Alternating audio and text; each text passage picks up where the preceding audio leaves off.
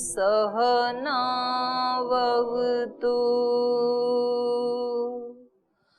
सहनौ भुनक्तु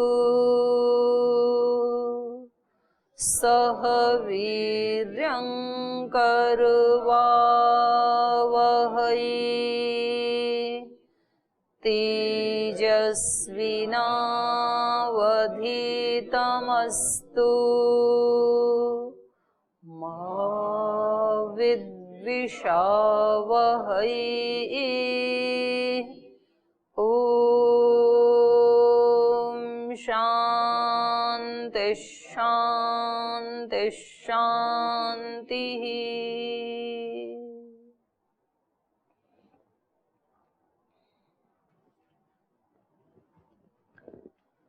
पिछली कारिकाओं में प्रकृति और पुरुष की अनुपलब्धि के कारण बता रहे थे कि वो होते हुए भी हमें उपलब्ध क्यों नहीं होते हैं।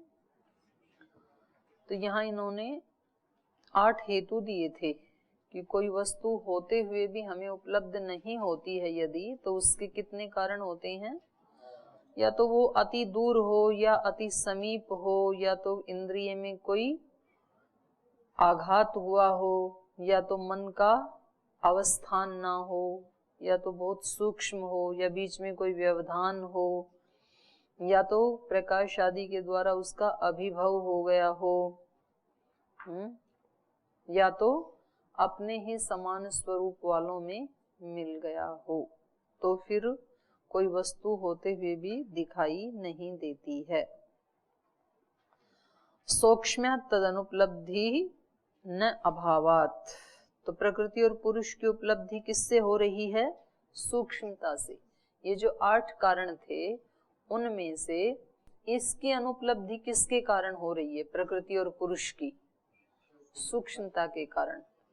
तो 8 कारण बताए थे, उनमें सूक्ष्मता कारण है जिससे कि ये होते हुए भी उपलब्ध नहीं हो रहे हैं। लेकिन कार्यतस् तद उपलब्धि, मूल प्रकृति की उपलब्धि भले ही नहीं हो रही है पर कार्य रूप में तो उसकी उपलब्धि हो ही रही है। कार्य रूप में माने महदादि के रूप में, तच्च कार्यम, वही उसके कार्य हैं।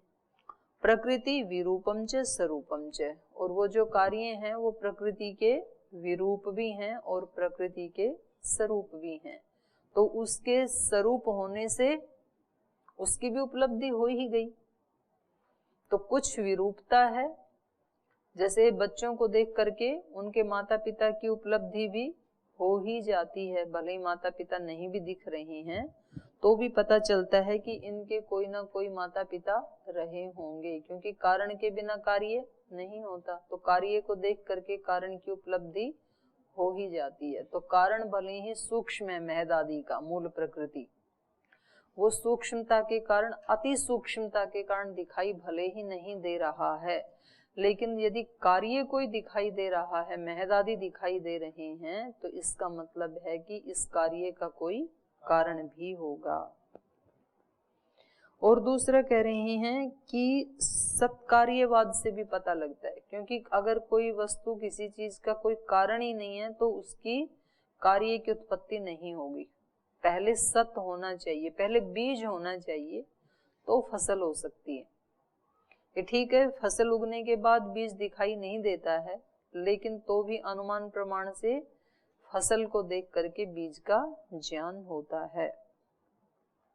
तो इसमें बताया था असत करणात् उपादान ग्रहणात् सर्वसंभव अभावात् शक्तस्य शक्य करणात् कारण भावाच्च सत कार्यम। ये जो कार्य है ये सत वाला है, अर्थात इस कार्य का कोई ना कोई कारण है। असत से किसी कार्य की उत्पत्ति नहीं होती है। असत करणात्, असत करणात् उपादान ग्रहणात्, करें अविद्यमान को उत्पन्न न कर सकने से। असत अकरणात्, असत से किसी कार्य की उत्पत्ति नहीं होती है। असत अकरणात् उपादान ग्रहणात्, और हर जगह उपादान का ग्रहण होने से। जैसे हम किसी घट को देखते हैं तो उसके उपादान मिट्टी का भी ग्रहण होता है कि जरूर पहले मिट्टी रही होगी तभी घट बन सकता है। तो जितनी भी हम वस्तुएं देखते हैं संसार में, उन सब के उपादान का ग्रहण होता है। बिना उपादान के कोई कार्य नहीं बनेगा। असद अकरणात् उपादान ग्रहणात् सर्वसंभवा अभावात्, और सब वस्तुओं से सब वस्तुएं नहीं बन सकती, सभी उपादान से सब वस्तुएं नहीं बन सकती हैं। जैसे मिट्टी से संसार की सारी चीजें नहीं बन सकती हैं, मिट्टी से मिट्टी वाली चीजें बन सकती हैं। तो सर्वसंभवा अभावात्, शक्त से शक्य करणात्, जो जिससे बनना समर्थ है उससे वही बन सकता है। तो असत से सत होना शक्य नहीं है, तो इस कारण से भी हमें मूल प्रकृति का दर्शन होता है। कारण भावाच्य, और कारण से ही कार्य होता है, तो कारण भाव से भी क्या पता चल रहा है, सत कार्यम। जो ये कार्य रूप में संसार दिखाई दे रहा है ये सत वाला है, कारण वाला है। कुछ पूछना तो नहीं है ना पीछे का किसी को? चलो आगे। यद इदम महदादि कार्यम तत्किम प्रधाने सत आहोस्वित असत।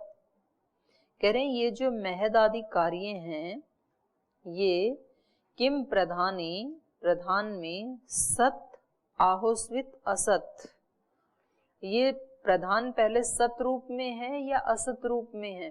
प्रधान के विषय में ये क्या बता रहे हैं? सत कार्यवाद को स्थापित कर रहे हैं या असत कार्यवाद को स्थापित कर रहे हैं? महदादि, महदादि मतलब महत से लेकर के पंचभूत पर्यंत जो ये कार्य हैं ये प्रधान में सत के बारे में कह रहे हैं या असत के बारे में? आचार्य विप्रतिपत्ते अयम संशय, ये संशय क्यों आया? सत असत का संशय क्यों आया? आचार्य विप्रतिपत्ते है, आचार्य लोगों की वैमत्य होने से, विविध मत होने से, आचार्य गणों का वैमत्य होने से, विप्रतिपत्ति मतलब कुछ मानते हैं कुछ नहीं मानते हैं, इसी को कहा वैमत्य, विभिन्न मत। अयम संशय, इससे ये संशय उत्पन्न हुआ। यत अत्र सांख्य दर्शने सत्कार्यम बौद्धादीनाम असत्कार्यम, क्योंकि यहाँ पर जो सांख्य दर्शन आदि हैं ये तो सत्कार्यवाद को मानने वाले हैं कि पहले कोई कारण होना चाहिए, उसी से कार्य की उत्पत्ति होती है। और जो बौद्ध आदि हैं वो आत्मा को मानते नहीं है, कारण को मानते नहीं है, वो असत कार्यवाद को मानने वाले हैं। यदि सत असन्न भवति, और कह रहे हैं इन दोनों का विरोध है। यदि सत है तो असत नहीं हो सकता, सत असत नहीं हो सकता, जिसका अस्तित्व है वो असत नहीं हो सकता। अतः असत सन्न भवति इति विप्रतिषेध, इन दोनों का आपस में विरोध है। यदि सत है तो वो असत नहीं हो सकता। सत का मतलब ये है कि जिसका सदा अस्तित्व है, और यदि असत है, किसी चीज की सत्ता ही नहीं है, तो वो फिर सत नहीं हो सकता। असत से सत नहीं हो सकता, वो सत्ता में आ नहीं सकता। किसी चीज का अभाव है यदि, तो फिर वो सत्ता में आ नहीं सकता है। तो दोनों का विरोध है, तो इसलिए ये प्रश्न खड़ा हुआ। तत्र आह, तो अब इन प्रश्नों का उत्तर दे रहे हैं कारिका के माध्यम से। असत अकरणात् न सत असत असतो करणम, कह रहे हैं सत जो है वो असत नहीं हो सकता, अर्थात असत अकरणम, असत कभी भी साधन नहीं हो सकता है, कारण नहीं हो सकता है। तस्मात् सत कार्यम, इसलिए ये जो महदादि कार्य हैं ये कैसे हैं? सत कार्यम, ये कारण वाले हैं, ये सत्ता वाले हैं। इह लोके असत करणम नास्ति, इस लोक में कोई भी असत करण नहीं हो सकता है। मतलब असत से सत की उत्पत्ति नहीं हो सकती है। कोई भी साधन ऐसा नहीं हो सकता है कि जो असत हो और उससे सत की उत्पत्ति हो जाए। जैसे सिक्ताभ्य तैलोत्पत्ति ही, बालू से तेल की उत्पत्ति नहीं हो सकती है, क्योंकि बालू में तेल है ही नहीं।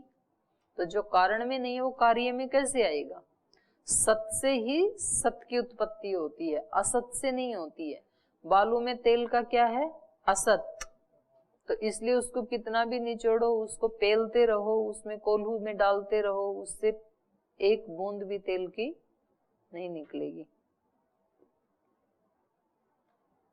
दूध को बिलोने से, ये पानी को बिलोने से मक्खन आएगा? नहीं आएगा, है ही नहीं ना उसमें। तस्मात् सतः करणाद अस्ति प्राग उत्पत्ते प्रधाने व्यक्तम। तो जहां कार्य मतलब कारण में ही कोई चीज नहीं है ना, वो कार्य में कभी नहीं आएगी। तो कभी कभी हम ऐसी अपेक्षाएं कर लेते हैं ना किसी व्यक्ति से कि मेरे को तो इस व्यक्ति से सुख मिलना ही चाहिए, इस व्यक्ति से सम्मान मिलना ही चाहिए, और उस व्यक्ति में सम्मान देने का बीज है नहीं। वो केवल अपमान दे सकता है, वो केवल दुख दे सकता है, वो केवल उपेक्षा दे सकता है, क्योंकि उसमें है ही नहीं बेचारे में। तो सारे झगड़े संसार में इसी के तो हैं। घरों में एक दूसरे से सब लेना चाहते हैं, कहते हैं मैं बिल्कुल थका हुआ हूं। बच्चे आते हैं घर में तो वो माता पिता से लेना चाहते हैं। अब माता पिता तो खुद ही थके हुए हैं, दोनों वो भी जॉब करते हैं। तो बच्चे कहते हैं कि ये कभी ना मेरे साथ खेलते हैं, ना कभी बात करते हैं, ना कोई कहानी सुनाते हैं, ना कुछ अच्छा अच्छा बना के देते हैं। तो मुझे ऐसे माता पिता नहीं चाहिए। और माता पिता कहते हैं कि ये बच्चा कभी संतुष्टि नहीं होता, हम खुद थके हुए आए हैं, हमें बच्चा कैसा चाहिए? हंसता हुआ चाहिए, खेलता हुआ चाहिए, प्रसन्न चाहिए। इसको जब देखो ये ऐसे ही नाराज होके मुंह लटका के बैठा रहता है। अब उनको कौन समझाए कि जिससे आप चाहते हो उसके पास वो है ही नहीं। आप किसी दुकान में जाके, सुनार की दुकान में जाके बोलो कि मुझे गुड़ चाहिए, और वो बोलता है भैया यहाँ गुड़ नहीं मिलता है, यहाँ तो सोना चांदी हीरे मोती मिलते हैं, आप किसी दूसरी दुकान से ले लो। बोले नहीं मुझे आपकी ही दुकान से चाहिए। भैया है नहीं है यहाँ पे, फिर भी आप जिद करते हो कि मुझे तो आपसे ही चाहिए। तो क्या होगा फिर वहां? फिर तो झगड़ा होगा। तो है नहीं तो कहां से देगा? तो हम संबंधों में ऐसे ही झगड़ा करते हैं कि मुझे आपसे ही सम्मान चाहिए, आपसे ही प्रेम चाहिए। बोलते नहीं है, भाव ऐसा ही होता है। लेकिन ये इतना भी नहीं कर सकते क्या मेरे लिए? इतनी तो अकल होनी ही चाहिए, इतनी तो समझ, इतना तो व्यवहार होना ही चाहिए। होना तो चाहिए, है तो नहीं, तो करेगा कहां से? तो इसलिए ऐसी जहां स्थिति बने, एक दो बार कहने के बाद भी हमें ये पता लगे भाई इस व्यक्ति को काफी समझा लिया और अब इससे मतलब नहीं मिलेगा, क्योंकि उसके पास वो चीज है ही नहीं, वो नहीं दे सकता है हमें, तो इसलिए मैं कहीं और ढूंढूं, कोई और मिलेगा, और किसी दुकान पे जाऊं, और वहां भी नहीं मिल रहा है तो अपने अंदर जरूर है, फिर भगवान से लो, अपने अंदर से लो, तब तो बच जाएगा व्यक्ति। और जिद करके बैठा कि मुझे तो यहीं से चाहिए, तब तो फिर झगड़ा होगा। तो ये एक बहुत अच्छा मैसेज दे रहे हैं, यथा सिक्ताभ्यः तैल उत्पत्ति ही, जैसे बालू से तेल नहीं निकल सकता है क्योंकि वहां पर है ही नहीं। तस्मात् सतः करणाद अस्ति प्राग उत्पत्तेः प्रधाने व्यक्तम। तो कह रहे हैं कि इसलिए सतः करणात्, सत जो कारण है उससे ही, अस्ति सत करणाद अस्ति प्राग उत्पत्तेः, ये जो महद आदि की उत्पत्ति है इससे पहले सत रूप में प्रधान कारण है। प्रधाने व्यक्तम सत करणात् अस्ति। व्यक्त प्राग उत्पत्ति है, जो व्यक्त प्रकृति है महद आदि, उसकी उत्पत्ति से पहले प्रधाने है, प्रधान में सत करणाद अस्ति, सत्कार्यवाद है, प्रधान का अस्तित्व है, इसलिए उससे ये जो महद आदि व्यक्त प्रकृति है इस सब में भी सत्कार्यवाद ही है। अतः सत्कार्यम, जो व्यक्त कार्य है, व्यक्त प्रकृति है, ये सत कारण वाली है। किंच अन्यत उपादान ग्रहणात्, और मूल प्रकृति है, इसका दूसरा हेतु क्या है? उपादान ग्रहणात, उपादान का ग्रहण होने से। संसार में सब जगह जहाँ कहीं कोई प्रोडक्ट की उत्पत्ति दिखाई देती है तो उसका कोई ना कोई उपादान कारण भी होता है।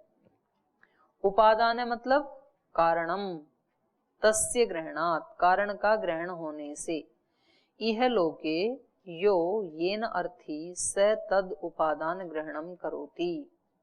कह रहे हैं इस लोक में यो येन अर्थी, जो जिसको चाहता है, माने जिसको जिस चीज को बनाना है, जैसे मान लो कोई घड़ा जिसको चाहिए तो वो क्या करेगा, स तद उपादान ग्रहणम करोति, तो फिर वो उसके उपादान का ग्रहण करता है, मिट्टी लाता है यदि घड़ा चाहिए तो।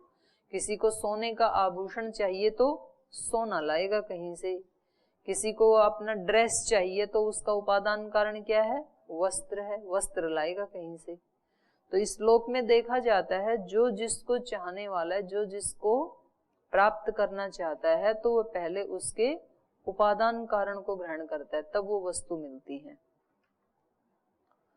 जैसे दध्यर्थी क्षीरस्य न तो जलस्य, जैसे किसी को दही की कामना है, दध्यर्थी माने दही को चाहने वाला, तो उसको किसका ग्रहण करना पड़ेगा, क्षीरस्य, दूध का ग्रहण करना पड़ेगा, न तो जलस्य, जल का ग्रहण, जल में जामुन डाले तो दही मिलेगी जमी अगले दिन, क्योंकि उसका दही का उपादान कारण कौन है, दूध, पानी उसका उपादान कारण नहीं हो सकता है। तो यहाँ लोक में देखा जाता है जिसको जो वस्तु चाहिए वो पहले उसके उपादान कारण को ग्रहण करता है। तो सभी जगह उपादान का ग्रहण होने से ये जो महदादि कार्य या व्यक्त प्रकृति है, इसका भी कोई ना कोई उपादान होना चाहिए। तो इससे भी क्या पता लगा, मूल प्रकृति का अस्तित्व है। तस्मात् सत कार्यम, कार्य सत वाला है, कारण वाला है। इतश्च, और भी एक हेतु है, सर्वसंभवा अभावात्, सर्वस्य सर्वत्र संभवो नास्ति। सर्वस्य, सब वस्तुओं का, सर्वत्र सब जगह, संभवो नास्ति, संभावना नहीं है। सब पदार्थों की सब उपादान कारण में संभावना नहीं है, उसका ही उपादान कारण होना चाहिए, जो जो वस्तु जिससे बनी है। सर्वस्य सर्वत्र संभवो नास्ति यथा स्वर्णस्य रजतादौ, जैसे रजत आदि जो पदार्थ हैं उनमें सोने का संभव नहीं है, तो सोने का कोई वस्तु चाहिए तो उपादान सोना ही होना चाहिए, चांदी का चाहिए तो चांदी उपादान होना चाहिए। तो सब में सबका संभव नहीं है, सबका सर्वत्र संभावना नहीं है। स्वर्ण से रजतादौ तृणपांशु सिक्तादिषु, और तृणपांशु का सिक्ता आदि में, बालू आदि में। तृणपांशु क्या होता है जी,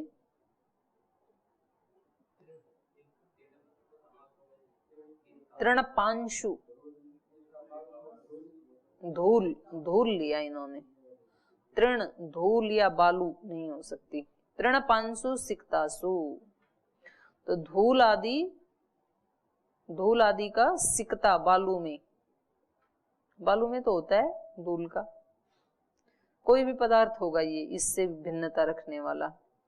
तस्मात् सर्व संभवा अभावात् सर्व का सत्कार्यम, इसलिए सब जगह सबका संभव न होने से ये जो व्यक्त प्रकृति है कारण वाली है, मूल प्रकृति इसका कारण है।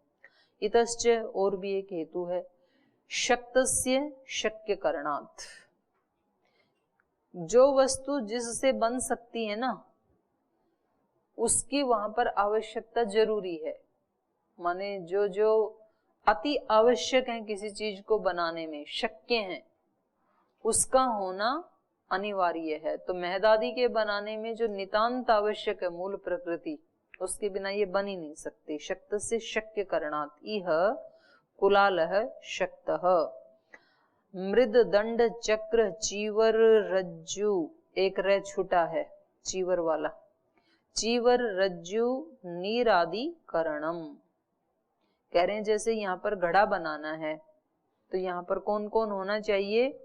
कुलालः, कुम्हार होना चाहिए, कुलालः शक्तः, और वो उसको बनाना भी आना चाहिए, और मृत, मिट्टी होनी चाहिए, दंड जिससे वो घुमाते थे, आजकल तो बिजली से घुमा देते हैं, पहले डंडे से घुमाते थे चक्र को, तो उसमें दंड होना चाहिए, चक्र होना चाहिए, चीवर होना चाहिए, रज्जू होना चाहिए। रज्जू मतलब रस्सी। चीवर क्या होता है? चीवर ही दिया है इन्होंने भी, कोई होगा उपकरण है जी? कपड़ा,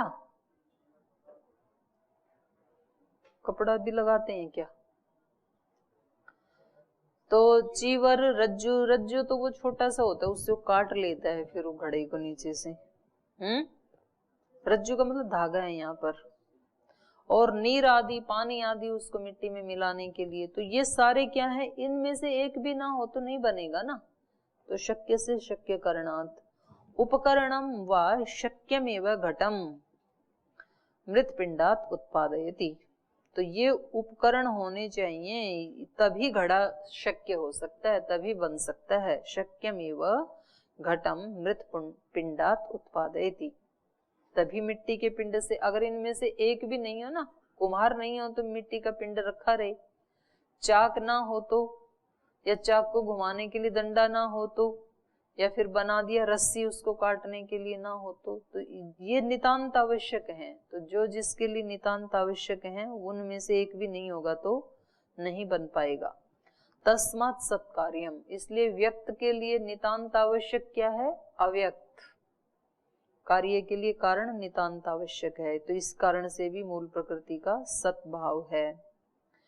और इतश्च कारणाभावाच्च सत्कार्यम, करें कि देखा जाता है कार्य में जो दिखाई देता है वो कारण में पहले विद्यमान होना चाहिए। तो कारण में नहीं है तो कार्य में नहीं आएगा। कारणम य लक्षणम एव तल्लक्षणम एव कार्यम अपि।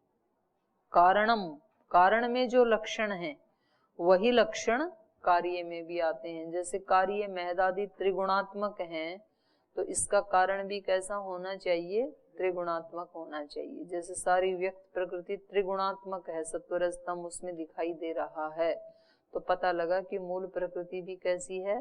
त्रिगुणात्मक है। यथा यवेभ्यो यवाह व्रीहेभ्यो व्रीहयः, जैसे जो बोए तो जो की फसल होती है, गेहूं बोए तो गेहूं की होती है। तो यद्यपि वो बीज तो दिखता नहीं है, गल जाता है, लेकिन जब उसमें वो बाली आती है ना कार्य रूप में, उससे पता लगता है कि इसका बीज भी क्या रहा होगा? जो ही रहा होगा। गेहूं की बाली आई है तो बीज भी गेहूं का रहा होगा। तो कार्य को देख करके भी कारण का एहसास होता है।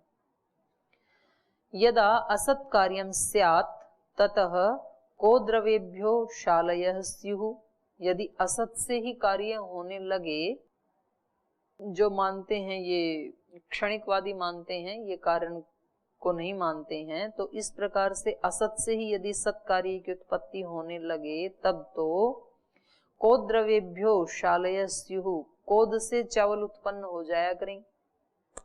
जैसे चावल के पौधे ये है ना जो रोपते हैं, ऐसे ही कोद का भी होता है। कोद भी एक कोद एक ऐसा ही फसल ही है, तो उससे चावल हो जाया करें। तो ऐसे नहीं होते हैं। कोदवेभ्य शालयस्यु न च संतीति, होते तो नहीं है, उसको काटना पड़ता है, बल्कि जब बीच में आ जाते हैं तो। तस्मात् सत्कार्यम, इसलिए ये व्यक्त जो कार्य दिखाई देता है ये सत्कारण वाला है। एवं पंच भी हेतु भी, तो ये 5 हेतु दिए इन्होंने इस कारिका में। प्रधाने महदादि लिंगम अस्ति, तो कह रहे हैं ये जो महदादि हैं इनका प्रधान में ही कारण है, लिंग है। तस्मात् सतः उत्पत्ति न असत इति, इसलिए सत से ही उत्पत्ति होती है, असत से नहीं। तो ये कह रहे थे ना प्रकृति दिखाई तो नहीं देती है तो कैसे माने, तो उसके 5 हेतु दिए इन्होंने कि ये जो कार्य जगत दिख रहा है इसके पीछे कारण है, और वो कारण है उसके ये 5 हेतु हैं। तो इससे हमें वो दिख ही रही है, ना दिखते हुए भी दिख रही है। कार्य से कारण का ज्ञान होता है। अब कह रहे हैं अच्छा अगर ये है तो इन दोनों में अंतर क्या है, व्यक्त और अव्यक्त में? अगर आप मान रहे हैं महदादी से पहले एक अव्यक्त प्रकृति, ये तो व्यक्त है और व्यक्त का कारण क्या है, अव्यक्त। बोल इन दोनों में अंतर क्या है वो बताइए। तो वो बता रहे हैं, कारिका बोल लीजिए। हेतुमद अनित्यम अव्यापी सक्रियम अनेकमाश्रितम लिंगम सावयवम परतंत्रम व्यक्तम विपरीतम अव्यक्तम।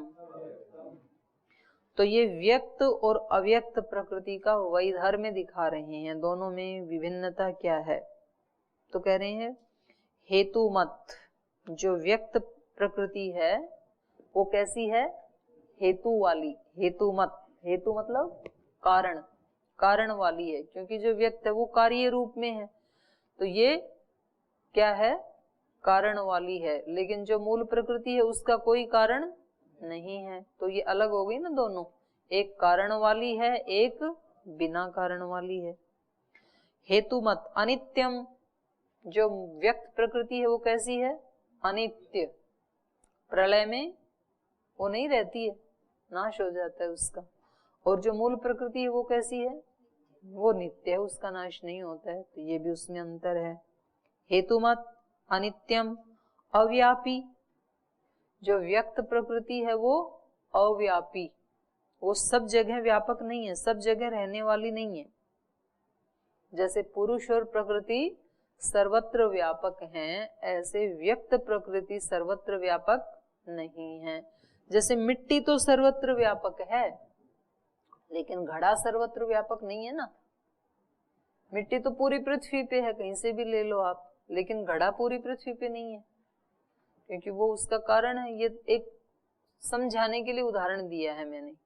तो कारण व्यापक होता है और कार्य सीमित होता है, ये दोनों में अंतर है। अव्यापी कौन है, अव्यापी व्यक्त या अव्यक्त, व्यक्त प्रकृति, ये सारे व्यक्त के ही लक्षण बता रहे हैं। और क्या है, सक्रियम, क्रियाशील है, नित्य परिवर्तन होता रहता है ना उसमें, तो सक्रियम।